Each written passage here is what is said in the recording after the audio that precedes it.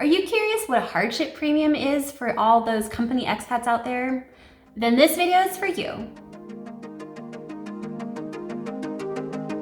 Hi friends, welcome back to the channel. Today I'm going to be sharing with you another expat HR related term, and that's going to be mobility and hardship premium, and then also danger pay. We're going to talk about all of the uplifts, all of the premiums, all of the bonuses, whatever you want to call it, that expats receive in their paycheck. So the main premium that an expat employee will probably receive is going to be a mobility and hardship premium. And typically this is an amount that is given to you each month in your paycheck.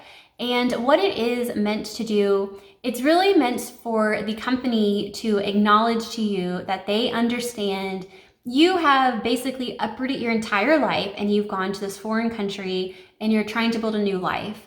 And they recognize that you've taken on that effort. They realize that the vast majority of people will not take on that effort.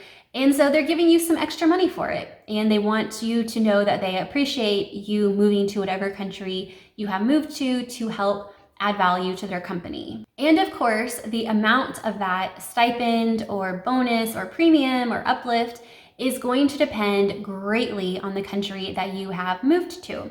So if you have moved to a city like Toronto or New York or London or Singapore, you can probably expect that monthly amount to be a lot smaller, maybe in the ballpark of 5 to 10% of your salary, because the hardship is not as great for moving to those cities or those countries and locations.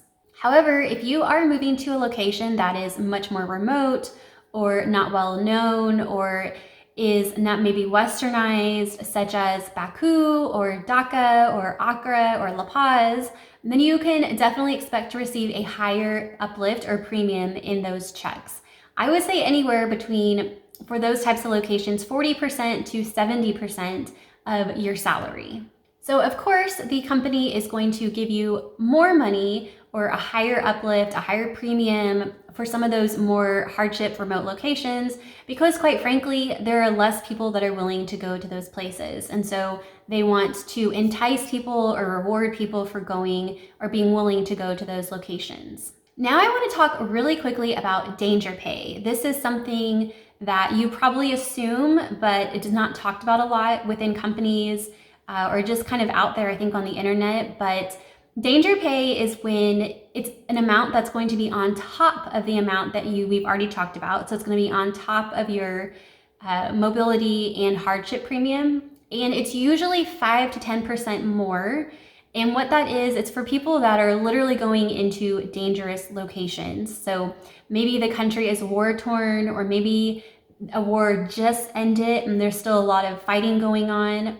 Then you're going to get some danger pay. Maybe it's a location where there's been a lot of kidnappings and the kidnappings are quite regular or quite often, and there is a chance that you could be kidnapped, quite frankly.